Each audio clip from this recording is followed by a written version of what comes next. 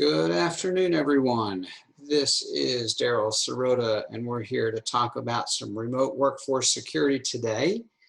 Wanted to make sure that you all can hear me all right. So if you can hear me, I'd love you for you to grab that little Zoom, raise your hand button so that you can make sure that my audio is awesome. And it looks like at least I can be heard a little bit. Fantastic. Well, I want to thank you all for coming here today. We've got lots of good stuff to talk about. Let me start off with a little bit of, all right, it's death by PowerPoint. So rather than share out everything here, give me just a second here. We're gonna go ahead and clean up my screen and get started with what does it mean to be safe and working remotely. So lots of good stuff there. Let's go ahead and start a PowerPoint. And then with that PowerPoint, I'm going to come along and share out my screen. Actually, here, we'll not be a disembodied voice. Here I am. Greetings all. Again, Daryl Sirota. I'm the Director of Technology Services here at the EstesGroup, and I am pleased to be sharing with you some information about how to keep secure in this remote world. So I'm going to go over here to this screen. Pardon me if it looks like I'm looking away from you. I'm really not. I'm trying to get my presentation shared out properly. Sharing screen one. Okay. So here we are today to talk about remote workforce security. So there are lots of good things here. Let's get started. First off, a little bit about me. I am Daryl Sirota. There I am, another mug of mine. Director of Technology Services. I've been with the EstesGroup for about 5 years now, and I have been doing lots of cool stuff in managed services and hosting services. And as of late, desktop security or remote desktop security has been paramount, certainly in the last several months now that we've seen a number of people working from home. We've seen the bad guys follow you home. So what I wanted to share with you today is a lot about how we can take that home environment or remote work environment. Could be Starbucks, could be the library. I'm not sure where you're working today. And making sure that you can protect yourself and, more importantly, the company. So we really need to know what every employee should know about the vulnerabilities. There are a number of things that can happen outside the comfort of the corporate firewall and the corporate security.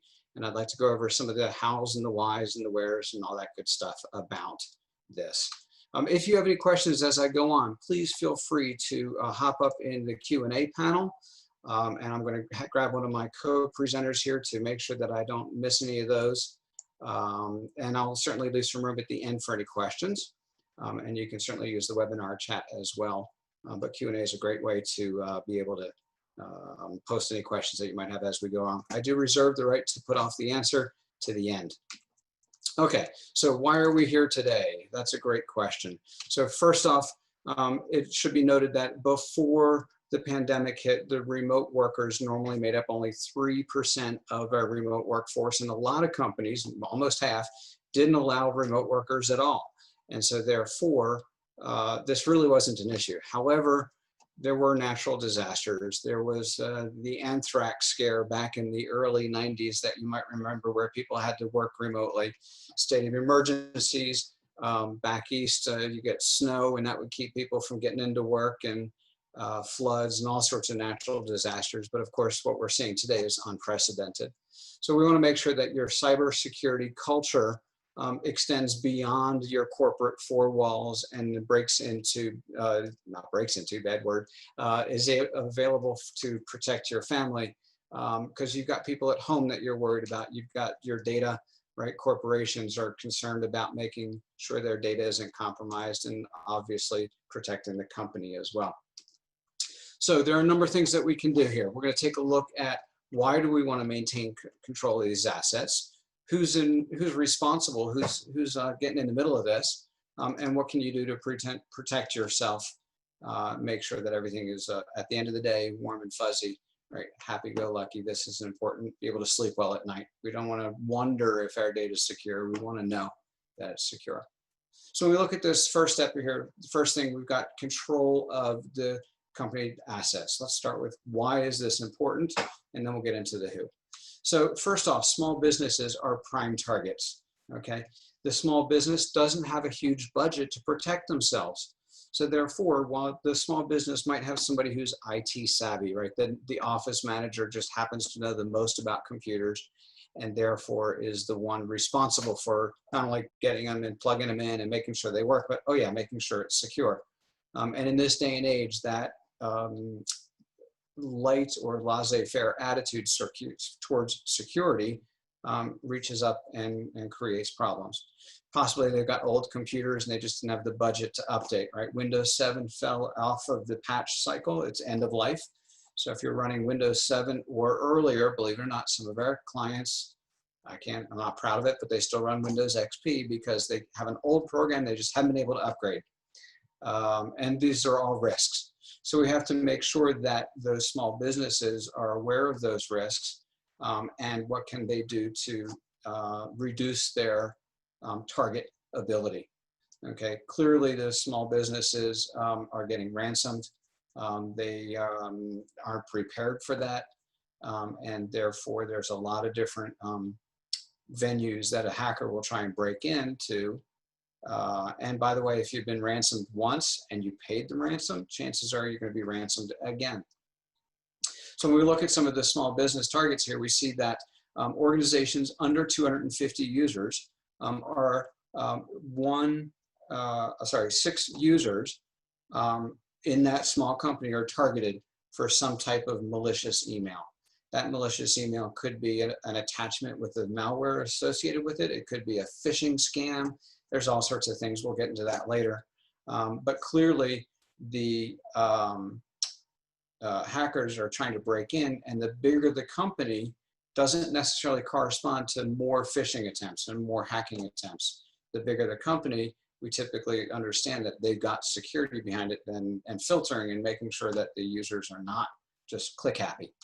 So when we take a closer look at that, we've got a couple of statistics here. 58% our victims are classified as small businesses. Even though the healthcare and the government organizations are growing, I'm not proud to say that here in the great state of Colorado, the city of Lafayette was ransomed to the tune of $46,000. They paid it, which means that if you lived in Lafayette, your tax dollars are hard at work. I'm not sure I like that idea, but therefore we need to make sure that our victims are at least, well, not victims, but our users are trained. So organized crime has certainly changed in the past several years once big money kicked in. And not to describe the slide to you here, but basically what we've got is somewhere in the dark recesses of the internet, there are bad guys that know how to break Windows and Macs and Linux machines, and they know how to infect Android Play stores with malware. And these underground hackers aren't necessarily those that are hacking you, but rather they sell their goods or their wares to the highest bidder. It's actually like a business, believe it or not. And they've broken into scamming environments where they've found that the bad guys actually have managers and they have quotas and they commissions and things like that. And the goal here is obviously to be able to get money out of the organization. If they can extract ransomware, and ransoms have gone up significantly in the past several years and it's gotten a whole lot nastier, but they're ultimately looking to find a victim to be able to give them money. That's the end of the end game of this. And the bad guys don't have to be skilled hackers. They just hire a skilled hacker. So it's made it a whole lot more dangerous. You might have heard of malware development kits. They've been out for a dozen or more years, where if you're a wannabe hacker, you don't have to start from the ground up. You just go buy a deployment kit and make your own malware. So then the question comes down to is, who's looking at this? Or is it a CXO? Is it the customer that they're looking to hack? Is it the CEO or the president of the organization? Higher up in the money chain means more money, and that's really where they're going for. It's typically not to take your company down because they don't like you, although that is certainly a reason to hack, but more likely than not, it's to extract money. So when we look at cybercrime on the dark web, what we see is the top 4% is really what we see as the surface web. When you go out to Google and you search around and you get your Zillow reports and you get all that stuff, most of that is easily available to the search engines, and that's what we think of when we think of the internet. On the other hand, there's the deep web, and this is a large section of the database, of the internet, excuse me, that you need to have a login for, right? It's real estate records, academic records, financial records, medical records. They're a good one to hack into. Recently found out that the bad guys had access to a lot of medical data unsecured through a vulnerability that was discovered in one of the common medical protocols that's used out there. And then we've got all the way down at the very, very bottom, this thing called the dark web. And the dark web is where you use this cool onion browser called Tor. And that's where people are doing things like the Silk Road, and they're sharing your credit card information and your login credentials, and even your mother's maiden name is out there on the dark web, probably. Hopefully not current. Hopefully it's not a current password or current Q&A questions that you're using, but that dark web represents 96% of the deep and dark web, or 96% of what is out there and available to the bad guys if they're looking for it. Okay, stolen credentials hanging out there. There's a number of different pieces we've got in place. Once they steal credentials or buy credentials that are out there on the dark web, they'll use those credentials to try and log into corporate networks. So you don't want to use the same password for Facebook or LinkedIn as you do on your corporate network, because if the only thing that's protecting you from the bad guys is a name and a password, please make sure it's a good password. Now, fortunately, we're moving away from passwords. But the bottom line here is that your passwords, common passwords, are for sale on the dark web. So one of the big challenges we have here is this thing called dwell time. That is the amount of time that it takes an organization to figure out they've been breached. 197 days, that's almost half a year, more than half a year, that the bad guys are already in your network. They've breached your security somehow. We'll look at how that happens later on. But they're sitting out there in your network waiting to detonate, waiting to steal more credentials, waiting to read your emails, waiting to do whatever bad things. And if you don't know that the bad guys are in your network for 197 days, well, all your backups are infected. And if they're really good and really stealthy, you'll never even know they're there. So really what we're trying to do is work hard to reduce that number. And in fact, if I can bring it down to 0 so they don't break in at all, then I've done my job and everybody goes home happy. But the reality is that 197 days, bad guys sitting in your network, watching what you do, how you do it, and where the goods are. So let's make sure that that is something we can keep a hold of. So it is a fact that the Russian hackers are able to get into network. Here we see 19 minutes to escalation. And this basically points out that in 2018, incident response came back and found out that bad guys can come in from the internet, target an organization, and in some cases, it took them 19 minutes to be able to own the network. I've seen it happen really fast as well. So this is not just hearsay. In my experience, I've seen the bad guys break in and start spamming or reading emails or doing what they need within seconds, really. It can be a scary prospect to watch. Okay, so what does this mean for us? Really, when we look at where is money at, a cyber breach or ransomware can be very costly in terms of just the downtime, the reputation lost, brand name lost. If your website's down or you can't do business, there's lost revenue. Oh, not to mention the fact that you might have paid the ransom to be able to get the money back, right? So when the city of Lafayette went down, for example, in their ransomware attack, they paid the 45 grand for the ransom decryption key. It took them, even with the key, it took them about 2 weeks to get back up and running. And during that 2 weeks, everybody was bemoaning the fact that they couldn't pay their water bill or they couldn't pay their parking ticket. All right, maybe they weren't worried about their parking tickets, but they couldn't do business with the city because the city was down.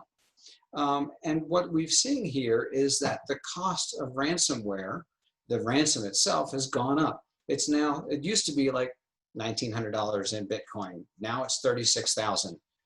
If you've been paying attention, Garmin, that wonderful GPS company that makes the directional GPSs, they were ransomed for 10 million.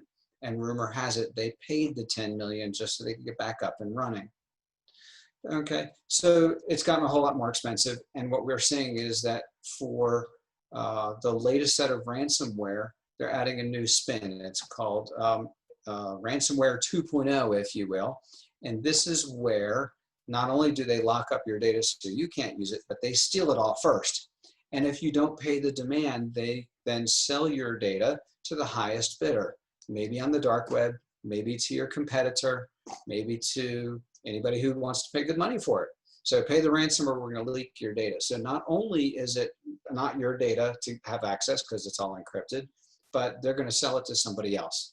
Even if you have a good backup, this ransom is going to be cost you dearly. Okay, phishing is another way that bad guys break into your network. The phishing, the value of stolen data out on the dark web is becoming more and more valuable. So when we look at what this really comes down to is, if I can send you a phishing email, you know, your PayPal password has expired, your Bank of America account has been compromised, click here to enter your name and password. And if they can convince you to enter your banking name and password or your PayPal name and password or anything like that, then they are able to sell that on the dark web. And when we look at this here at the very bottom of this, for example, if I can get a digital copy of your Social Security card, that's worth 15 bucks on the dark web. That's kind of scary, right? So there's an eBay for the dark web. If, on the other hand, if I can you know, get a compromised email account, and I know that, you know, I know your email password, and I sell that on the dark web, that's worth 100 bucks, depending on who you are, right? If you're just if you're the CEO of an organization, that could be a very valuable password to have. And as long as the bad guys weren't stupid about it and they didn't mark all of your emails as read, for example, then that password's good, right? And they can continue to troll in your mailbox and watch you. Stolen credit reports, as well as, and if you got a good credit score, 750 or more, that's worth 150 bucks on the dark web, because that's where the money's at. So as we move up in this cybercrime price list, it's basically, you know, sold to the highest bidder, and you don't want to be on that list, right? You don't want your IDs, your company, your data out there. Okay, so how do the bad, here for example, the credit report is worth 150 bucks. That's kind of scary. If you get your credit scores, of which you are absolutely entitled to, and you download your credit score to a PDF file, you might want to keep that confidential, right? Maybe not on your computer, but on a disconnected thumb drive, for example. Alrighty, so how do the bad guys get in? There's a lot of different ways, and I'm going to point out a couple of the common vectors how the bad guys get in. Whether you're big business or small business, these are typically the ways that happens. And I'm going to point out the two most common ones. That's going to be your weak passwords and your unpatched vulnerabilities. They are still the two most common ways that bad guys get in.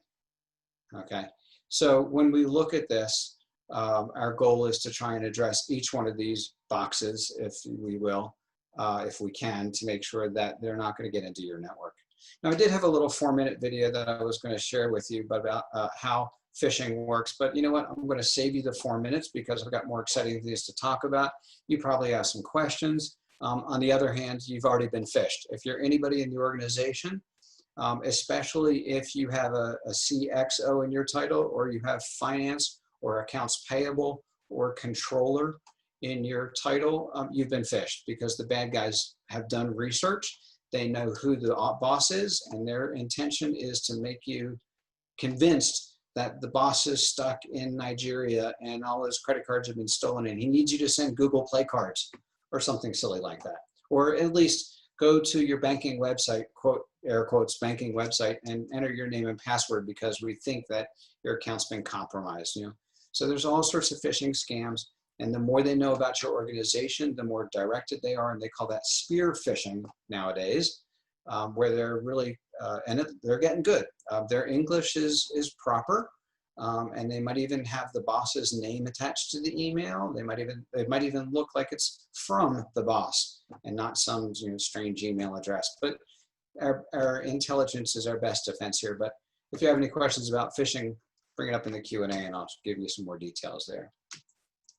Okay, so what is your role? Okay, you are certainly a key player in your business. How can you protect yourself and your family and your employer? Our goal is to make sure that we're going to make sure that we do some due diligence. Now, your corporate IT guys and gals absolutely have a role in this. And if their organization was built around making sure that your computer comes into the office every day or lives in the office where it gets its patches and its antivirus and its signatures and its backups and all that good stuff, then those companies have been challenged as of late, because if their focus was around the corporate structure and not around a dispersed structure or where everybody's working remotely, they might have a whole lot of work to do because they weren't ready for people to work from home. For example, here at the EstesGroup, our company organization has always been distributed. We use Office 365. We have nothing at our corporate location that required machines to come in to get their latest patches, for example. That was all distributed. So when we all went to work from home, that is, the remaining part of our company went to work from home in March, it was no bigs because we were already set up and prepared for that. So our checklist of things to do is much smaller, much easier to do than, say, a corporation that relied on corporate firewalls and corporate patch management, where when those businesses and those machines left the comfort of their home, left the comfort of the company, they stopped getting patches, they stopped getting antivirus updates. And worse yet, the company might not know where the state of the machines is. So let's talk more about some of these things that you can do to keep your business safe. Okay, we do have 18 things to make it convenient, secure, and stress-free. If you need help with these 18 things, we absolutely stand by. In fact, I've got a deal for you at the end of the presentation to make this a whole lot easier than it could be. Okay, first off, when you go to move your machine home, chances are you've already taken your computer home. Some companies mandated you to use company equipment. Some companies said, go ahead and use your home computer. My recommendation is the company should have supplied equipment for you to use at home, because that is properly secured. Your home machine, who knows the state of that box? And your home computer, after all, is your home machine, and you have an expectation that that home computer is personalized, that you're allowed to watch YouTube videos at night, of course, because not during business hours, but you're allowed to watch YouTube and download Steam and play video games, and that's great if on a home computer, but that might be some risky behavior that we don't necessarily want going on in the business environment. So my recommendation is that businesses supply the work from home equipment. And here they're just saying, well, you know what, take a picture of all your equipment. If you're taking it home, you might want to know how to plug it back together again. Doubtful that IT is going to come and visit your home to plug up your computer. Make sure you bring a power strip if you don't have one also. And make sure that your computers are clean. I like this with antibacterial wipes. Of course, this is common sense nowadays. But do you know how much schmutz keyboards acquire? Mice get really dirty. And not to say that you're bringing viruses home, at least not the physical viruses. You might be bringing virtual or digital viruses home. But of course, our goal of today's seminar is to make sure that you keep those bad guys out of your network. Okay. Lastly, I've seen this a whole lot, not last week, number 4. What's your background like? You see behind me here, I'm clearly in a work from home environment. You don't want to have confidential stuff sitting around, and you might want to clean up your background. Now, I was actually comfortable enough to share you the picture of my cow. Let's see, there it is. Or it's not my cow, but it's a picture of a cow. You might go, why does Daryl have a cow on his wall? You know what? Don't care. It's not a picture of anything confidential. You're not going to get pictures of my kids, nor my wife sitting here on camera. Okay, and it's not too bad, I think. Of course, Zoom has this great feature now where you can, with sufficiently powered equipment, you can put a virtual background behind you, which is always fun to do. Then are you dressed for success? You know, we've all seen the jokes of the guy who's dressed in a nice polo shirt and he stands up and he's in his PJs. I've actually seen that there is a psychological benefit to waking up and getting dressed for work, even if you're just going downstairs or over to the study to do work. And certainly if you're in front of customers or vendors, it makes sense to have the appropriate clothing. So not a security, but just a productivity tip. Okay, when you're working from home. Now, if you've taken a corporate machine home, they might have taken care of a lot of these things for you. But if you're working on your home computer, please make sure you install the current Windows updates. Whether you're on a Windows machine or a Mac machine, not only does Windows have to be updated, but oh my goodness, all the various applications. Why? If you don't patch, you're vulnerable. So it's Adobe, it's Microsoft Office, it's a Foxit Reader, it's Adobe Reader, it's the list goes on and on. If you're running software and it's not patched to the latest and greatest, not only are you missing out on the new features, but you're missing out on all the security fixes. So you want to make sure to have those updates running. Now, corporate IT might take care of that for you. There might be still, even though you're working from home, a management agent on your computer that's going to force these updates. Oh, and by the way, updates require reboots. Hate to say it, reboots, not a shutdown and a restart. That's in Windows 10 world, that's not a reboot. A reboot is hit the start button and choose reboot or restart. I think that's what it's called, right? So that all the patches get installed. Because if you just close the lid of your laptop, it goes to sleep. That doesn't install updates. And in fact, Windows 10 has the ability to, when you think you're doing a shutdown, it's not really a full shutdown, it's a sleep. And then when you wake it up, it boots up really fast. You ever notice how Windows 10 remarkably remembers where you were the last time you were logged in? Well, that's because your computer never did fully reboots. So reboots are important, and that's key. Okay. It is possible that you, not possible, probable that you run third-party antivirus. Here, for example, at the EstesGroup, I recommend SentinelOne as one of our antivirus products. This is a great product that will allow you to make sure that it updates itself. And if it doesn't update, then it phones home to a console.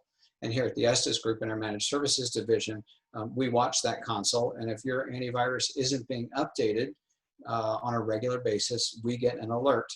And we'll pick up the phone or the email and we'll say, hey, are you aware that your computer's not behaving properly? A lot of the bad guys, when they break into your computer, they will stop the antivirus tool and prevent it from updating. And if there's nobody watching that, you might not be aware that it's not even running anymore, okay? So therefore, you can certainly check for updates if you're using a homebrewed software or free pieces of software as well. Okay. One of the nice things that Microsoft did for us in Windows 10 is you can bring up the Windows security screen and see is your virus protection, account protection, firewall, updates, things like that all applied so that you can have a warmer fuzzy that your machine is properly secured. Okay, so that way the security at a glance is a nice little Windows 10 feature to check every once in a while, right? Maybe when you boot up in the morning, just make sure it's green. But if you're in a managed environment, then your IT providers, whether it's corporate IT or a managed service like the EstesGroup, they're making sure all those buttons are green as well. Another key piece is to uninstall unnecessary software. We all use all sorts of fun apps, right? I want my MTV, I found the latest and greatest toy, I went and I installed it, and then I used it for a couple of months and I forgot about it.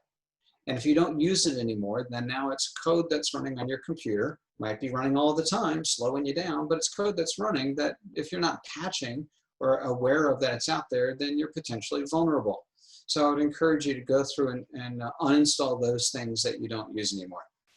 Blue Jeans, Windows, Microsoft Skype, great piece of software for today, but Skype is sunsetting and there's better programs out there now than Skype. So we can uninstall those old programs so you're not using up resources on your computer, and more importantly, you're not vulnerable to the bugs in that old software.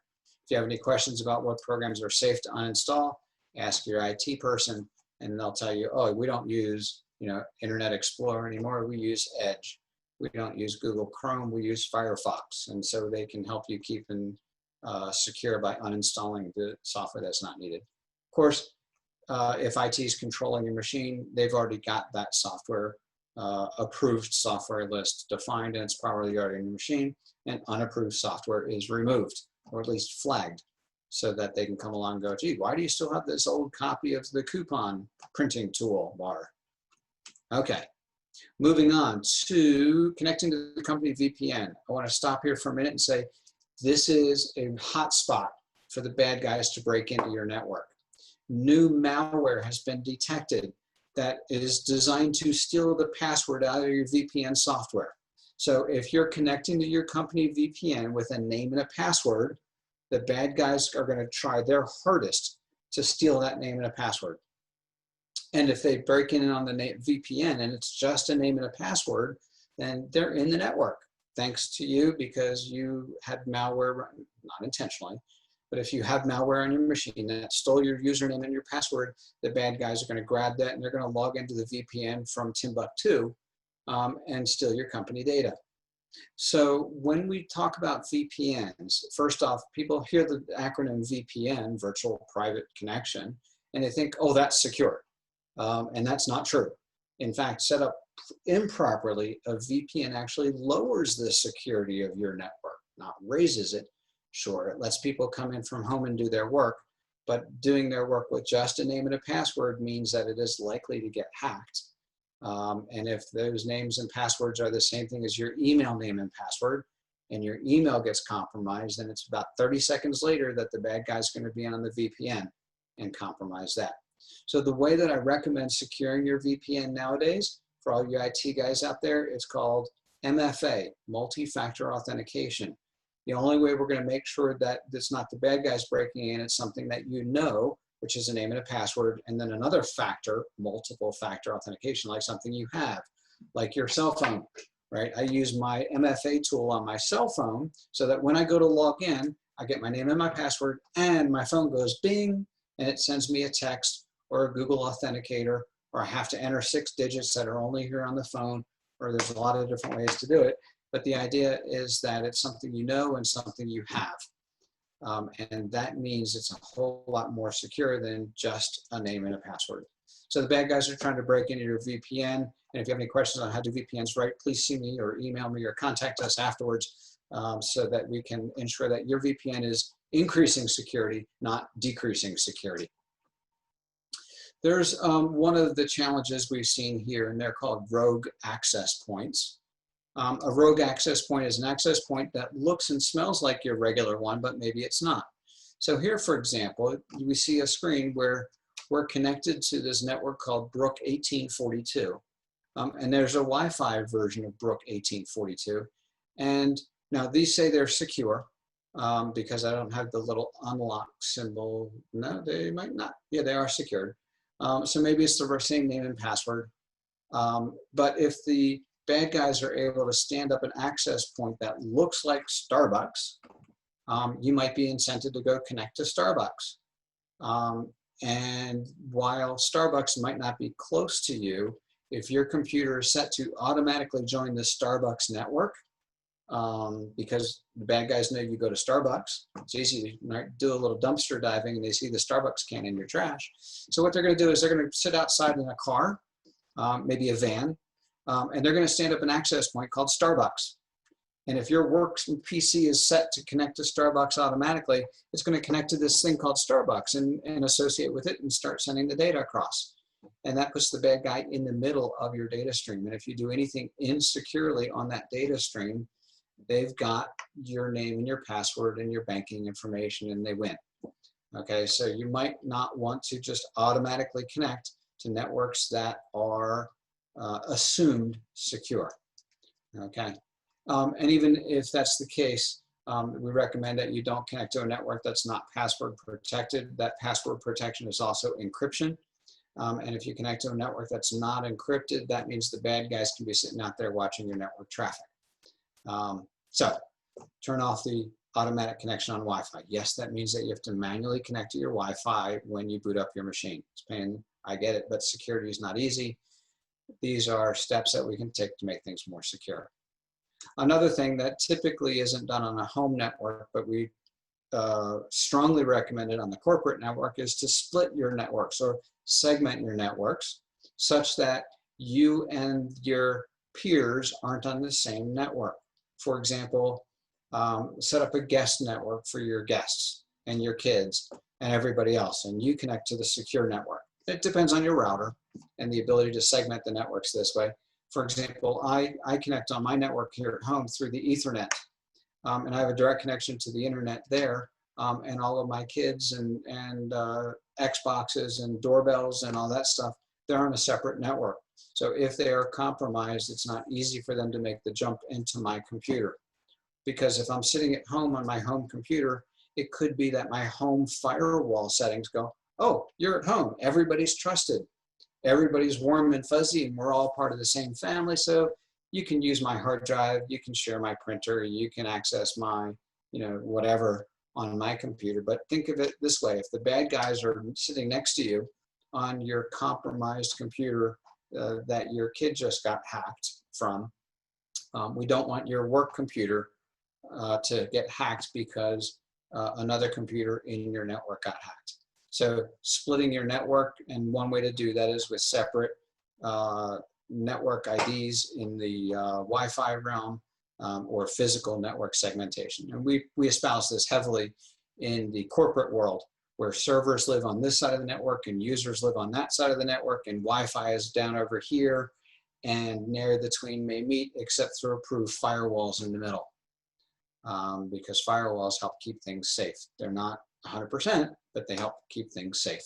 If you need any help with this, contact us. Okay, lock your computer when not in use. This is such an easy thing to think about, right? That is, when you walk away from your computer, lock it, because I don't want my kids walking up to my computer when I'm not there, because my kids will do stuff, right? Now, they're all good kids, don't get me wrong, and they're not going to start sending emails as me. I used to do that with my coworkers. My coworkers would walk away from the computer, and I would, watch the door, make sure they walked all the way out the door. Then I'd wheel over to their machine. I'd start typing an email and sending it to somebody, spoofing them. They quickly got the tip and started locking their machine as they walked away from it. Right now, if your home computer isn't set up with a screensaver with a password, by all means implement that. And it's real easy to hit Control Alt Delete and then the space bar. That's how you lock a Windows machine. Control Alt Delete, space bar, and I walk away from the machine. I know it's secured.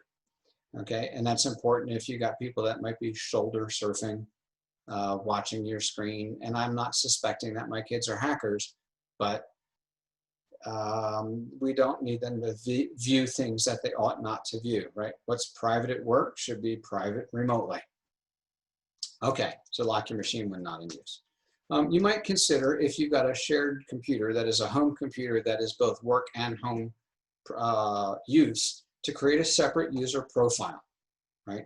Ideally, it's going to be a dedicated machine that your work gave you or provided to you to work from home. But if not, then what you can do is set up separate profiles and be able to say, this is my home profile where I'm watching YouTube videos, and this is my work profile where I'm accessing VPNs and doing corporate networks.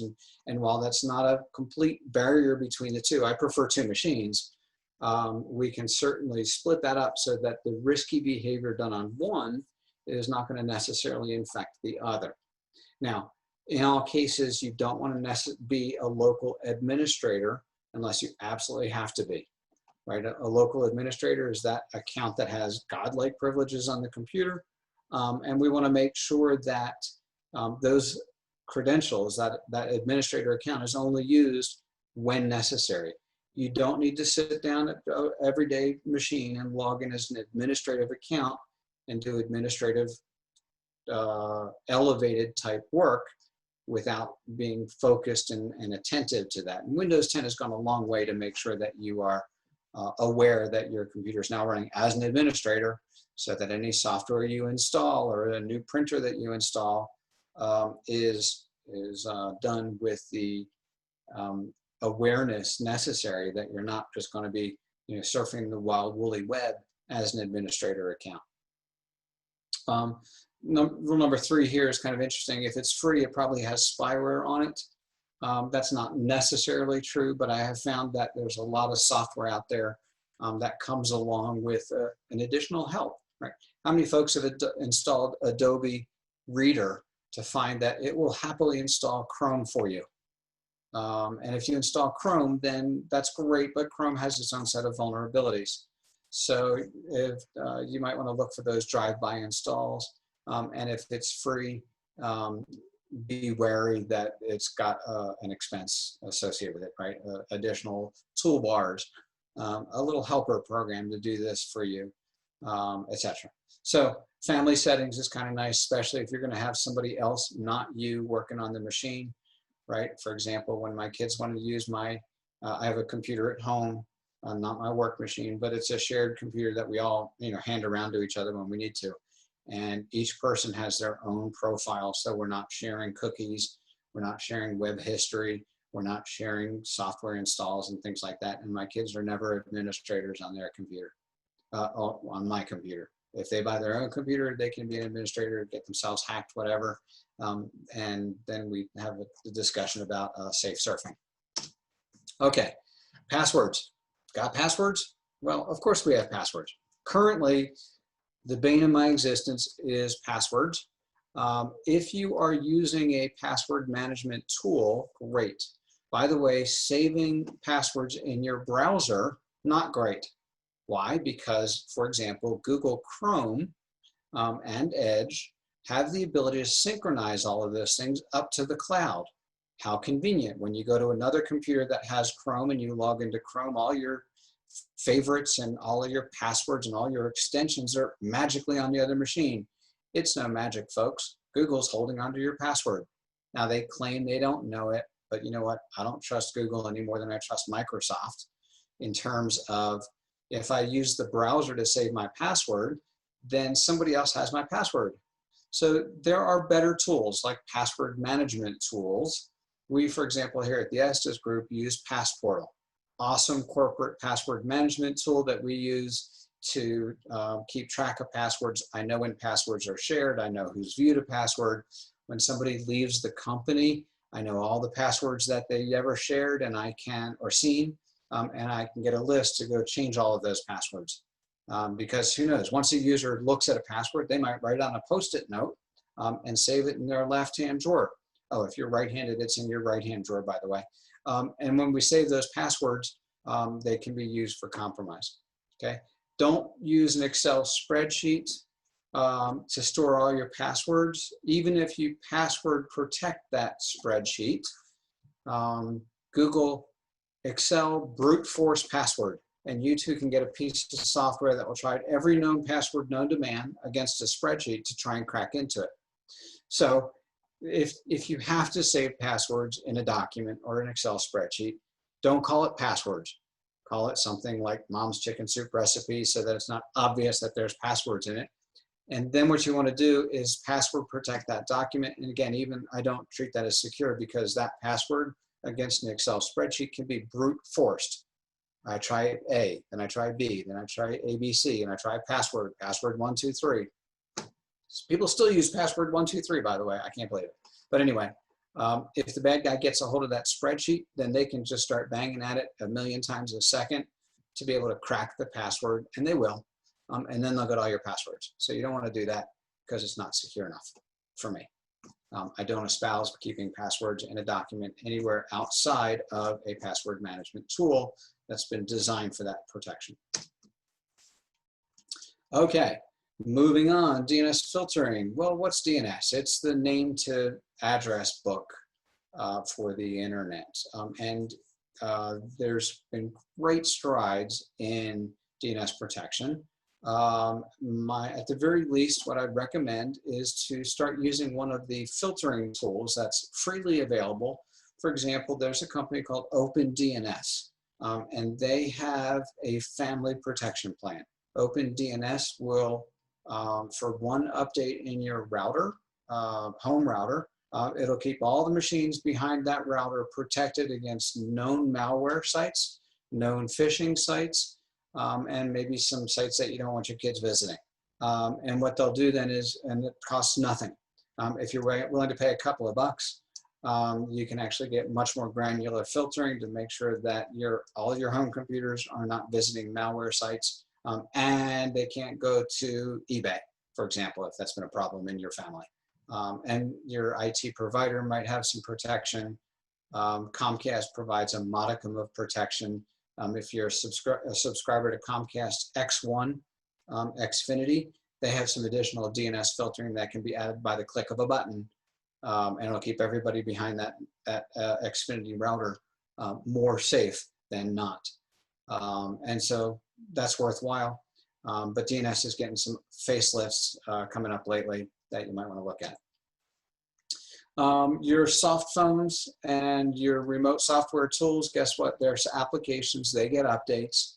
You want to make sure that they're updated, right? So here, for example, I use 8x8 as my soft phone provider. There's an app that runs on my phone. Every once in a while, they ask for an update. I let it have it. I also run the 8x8 app on my computer. It's down here in my tray if I would share my screen with you. And that gets updated regularly. And not only are those features updates, but they're security updates.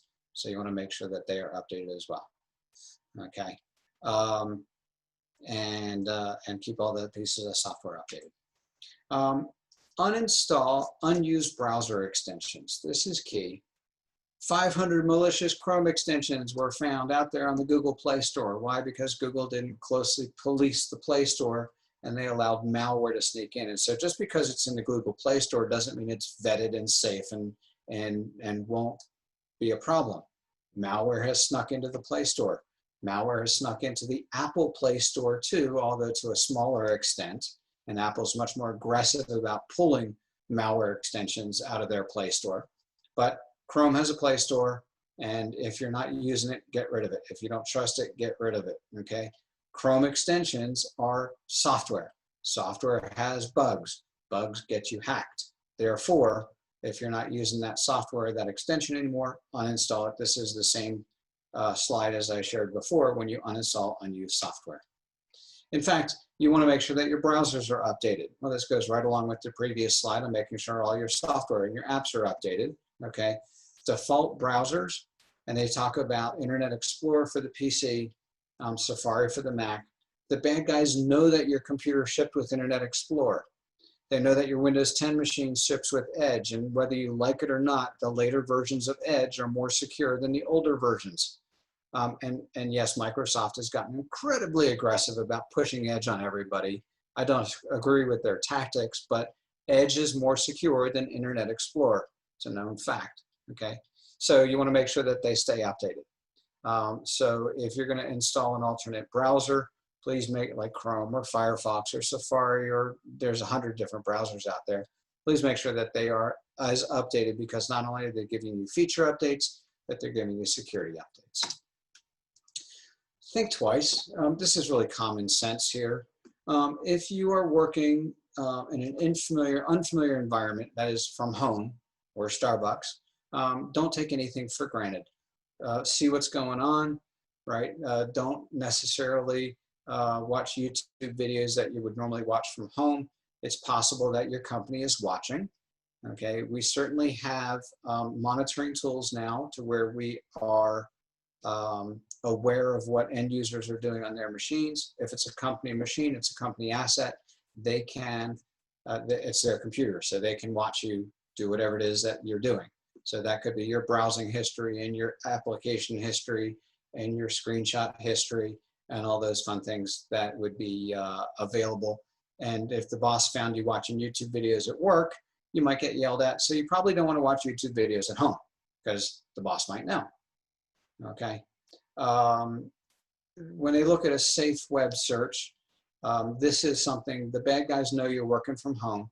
So if, for example, you sit there and Google, oh, I want to see where the, you know, the latest Johns Hopkins COVID-19 data is. Now, Johns Hopkins is a reputable company, and COVID is certainly a valuable search term, but the bad guys have known that when COVID hit, the number of websites registered that claim authority for COVID data was in the thousands. The bad guys registered a bazillion domain names that would make you think that this is valid COVID data. And if the bad guys can convince you to click on a link from a search engine that was going to give you good information, you might just be getting bad malware from it as well.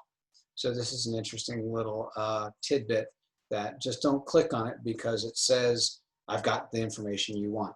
In fact, Google is one of the most dangerous places on the internet because people find the stupidest stuff there and the dangerous stuff there. Okay. Okay, so don't be click happy. Certainly an important point. You don't want to, if you get an email, don't assume that everything in the email is valid. For example, we at EstesGroup use 365 Advanced Threat Protection, that every link that you get in an email is analyzed and protected before you click on it. It's not the only company that does that, but it's certainly worthwhile. Email filtering, looking for known malicious links and known malicious attachments. That's great, but they don't work great nowadays because the bad guys are standing up a new domain name. And a new domain name might not be yet listed as known bad site in your filtering tools. So with a new domain name popping up every day, more than that, but it's likely that the bad guy's going to send you a phishing email with a link that's to a site that the filtering tools don't know about yet.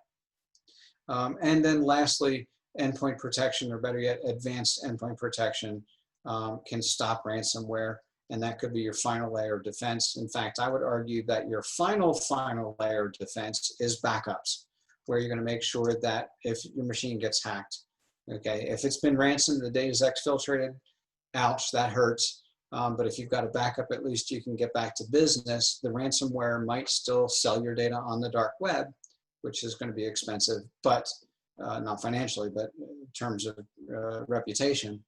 But backups are still our last defense. Okay, if you see a suspicious email, either just delete it, don't click on it, don't open it. The attachment is not necessarily what you think it is. I just was talking to a client today, and their boss got phished. It was supposedly a OneDrive attachment, and the business used OneDrive, so the boss thought, oh, OneDrive, that's a valid tool that we use. So I got an email from, quote, the IT guy. It wasn't. The boss clicked on the email, opened up the attachment. Sure enough, it was an infected PDF. I don't know whether it resulted in ransoming or not, but it was the start. So if you get a suspicious email, you certainly can report it. If nothing else, just delete it. You know, I like to know about those malware because if you got a phishing attempt, chances are my coworkers also got a phishing attempt, and I'd like to know who, you know, might be, who got the email, and I hurry up and go, okay, don't open the email from Fred. It's not Fred, and it's not, you know, ice cream or whatever he's selling. It's bad, so delete it. Okay. Notice a big slowdown in your system. I have an issue with this one only because it could be just a Windows update. Most of the time it's just an update, right? Whether it's Windows or Adobe or the antivirus software updating, it might be something worse, right? So if you see a consistent slowdown in your computer, it's okay to call in and say, hey, I'm noticing something weird going on. Please, if it's being slow, let it be slow for at least 10 minutes or so. Most updates get applied in 10 minutes. Windows update, Windows 10 2004 being the exception to the rule. Boy, that sucker took hours to install. But you want to go ahead and, you know, give it a couple of minutes to flush itself out, and then if it's still slow, open a ticket. I did certainly mention data backup is an important part of keeping your data safe. Now, you want to make sure that your workstation, your PC, isn't the only copy of that Word document or that Excel spreadsheet around. If it's the only copy of that document and it gets hacked, or worse yet, dropped on the floor, or the laptop gets stolen, you don't want the only copy of that data going away. So here at the EstesGroup, for example, we use OneDrive and Teams that automatically keep a copy of that document and versions of that document in the cloud, so that if you get hacked and the file gets deleted, I can go to the cloud and get to the document that way it was yesterday. All right, a big risk working from home nowadays is your kitty cat. I can't tell you how many times I've been working on a document and I look away and my cat jumps up on the keyboard and starts typing spacebar all over my document and corrupting it.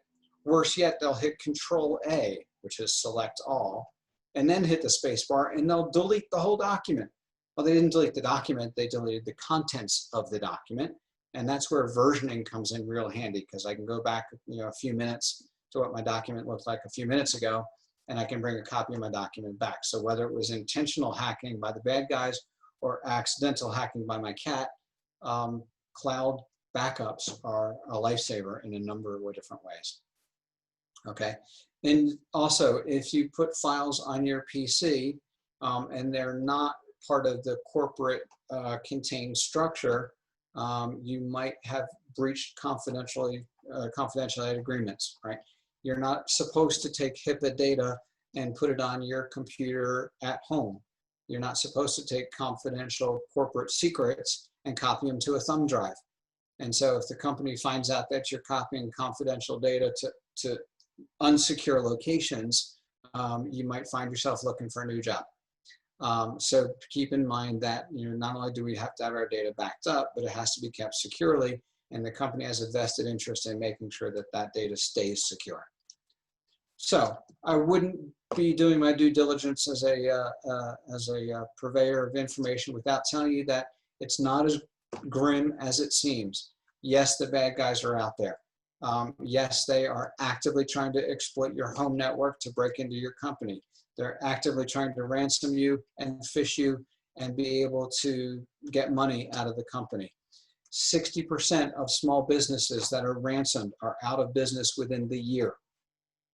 Okay, so don't let you be the attack vector for your home business. Don't be the attack vector for your business from your home computer. Pardon me. Might be a home business, I don't know. So in order to help out with that, we have this really cool thing called the endpoint security. It is actually a series of 5 separate best of breed programs that we have found that will take care of a lot of these things for you. Now, it's not a one-stop shop, but this is a security stack that we put on workstations that are working from home so that zero trust is in place. We don't trust any piece of software. I don't trust any website. And any program that you run gets filtered 3 different ways. In fact, we're willing to put our money where our mouth is. Our endpoint detection and response provides $1 million cyber insurance. So if you get ransomed, and you got to pay the ransom, which I recommend you don't, but if you got to pay the ransom, there's $1 million in the bucket for you to be able to recover from that. We put PC management on these computers to make sure that they're phoning home, that the antivirus is updated, that you're patched, and all those good things. We put backup software on these machines so that your entire computer, not just your documents, but the entire machine gets backed up to an encrypted cloud. So not only if you get hacked, but you drop your computer, you lose your computer. The PC backup is the way to be able to recover not just a file, but the whole machine. And we've seen that happen a lot with our home users. They drop the machine and oops, not only is the data gone, but all of the installs are gone. The last piece in our stack is a productivity tool set that we use called ActiveTrack. And what that allows us to do is to make sure that your employees are actually working. Do they boot up at 8 o'clock in the morning? Do they go home at 5 o'clock? What websites are they visiting? Are they being productive, watching Excel spreadsheets? Are they being unproductive and watching YouTube videos? Are they turning on the computer and then sitting idle? Bring up a spreadsheet and walk away from it so that you think they're doing work, but there's no keystrokes being typed. So employee productivity is certainly an important part in some businesses with the work from home mentality. Don't just rely on the fact that somebody's Teams presence indicator says that they're green. That can be spoofed. You want to, if you're concerned about the productivity of your remote workforce, I would encourage you to give us a shout with the endpoint security product. Be happy to share more details with that. So with that, I appreciate all your time. I don't see any questions here in the webinar chat line, but let me go ahead here and bring up the chat window, or the Q&A window. Brad, I'm going to ask you, can you unmute our team here, as it were, and let's see what we have in terms of Q&A.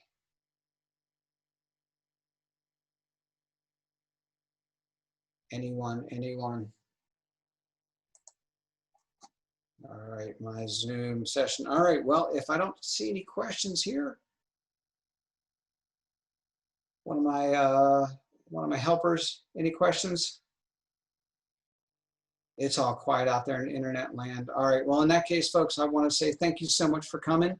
I appreciate the time. We will have this available out there on our website. If you want to come back and share it with your friends, share it with your coworkers, would be happy to help you in any way possible. Again, thanks so much. I'm Daryl Sirota. See ya. Be safe.